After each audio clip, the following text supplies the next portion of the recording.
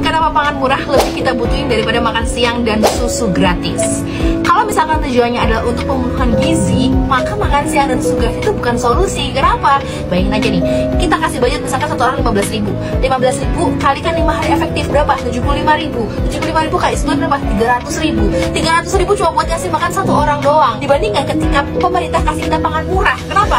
Pangan murah itu setiap keluarga bisa beli 1 kilo ayam, 1 kilo daging, 1 kilo telur, 1 kilo ikan, susu, beras dalam 1 bulan. Yang artinya pemenuhan gizi itu tidak hanya untuk satu orang aja. 300.000 itu bisa untuk meliputi ini semua yang udah dilakukan sama Pak Anies ketika dulu jadi gubernur Jakarta. Pangan murah ini sudah terjadi, sudah dirasakan manfaatnya. Ini benar-benar membantu banget. Kenapa? Dan lagi makan siang gratis itu kan gak semua orang tuh seleranya sama, gak semua orang itu cocok dengan masakan vendornya misalkan.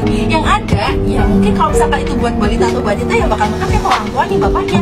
Kalau makan siang gratisnya itu buat buruh, buat ojol itu mungkin oke. Kenapa? Aku pikir itu, oh makan siang gratis mungkin buat ojol sama buruh atau misalkan buat sedekah Jumat kali ya. Ternyata buat balita yang gak cocok lah. Balita itu makan makanan ibunya. Kalau pertama, nih ya, jelas-jelas di sini Pak Hasim tuh bilang untuk anak-anak yang sekolah dan belum sekolah.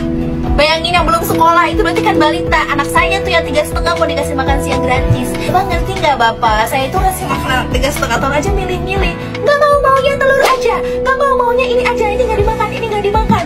Yang terjadi yang makan adalah ibunya. Nah, ya kalau ibunya juga doyan, kalau ibunya juga nggak pengen makan juga. Akar masalahnya itu bukan dikasih makan, tapi kebutuhan pokoknya yang mahal. Makanya mendingan pangan murah kayak di DKI ini. Biar apa? Ya udah biar ibunya yang masak menyesuaikan selera anaknya. Nah, terus untuk anak sekolah kalau mau Bapak kasih makan, jangan bilang untuk mencegah stunting. Bapak itu tinggal bilang aja nih kayak Pak Anies yang udah ngasih sarapan gratis ke sekolah-sekolah di Jakarta. Tinggal bilang aja program sarapan atau program makan siang untuk anak sekolah. Gak usah bawa-bawa isu stunting, gak usah bawa-bawa isu kurang gizi. Karena ya kalau mau ngasih makan aja. Itu tuh bukan untuk menyelesaikan masalah stunting dan kurang gizi. Karena kurang gizi dan stunting itu gak cukup kalau cuma dikasih sekali makan sehari yang bergizi doang, atau 3 kali sehari plus 2 kali snack. Bapak mau nanggung itu semua. Makanya Pak, jadi pemimpin itu memang harus bisa ngomong. Kalau nggak bisa ngomong, jadinya kayak begini nih. Orang-orang itu interpretasinya jadi kemana-mana. Udahlah, 01 aja, udah bisa ngomong dan jelas punya kerja yang udah terbukti waktu di Jakarta kayak gini, ya nggak sih?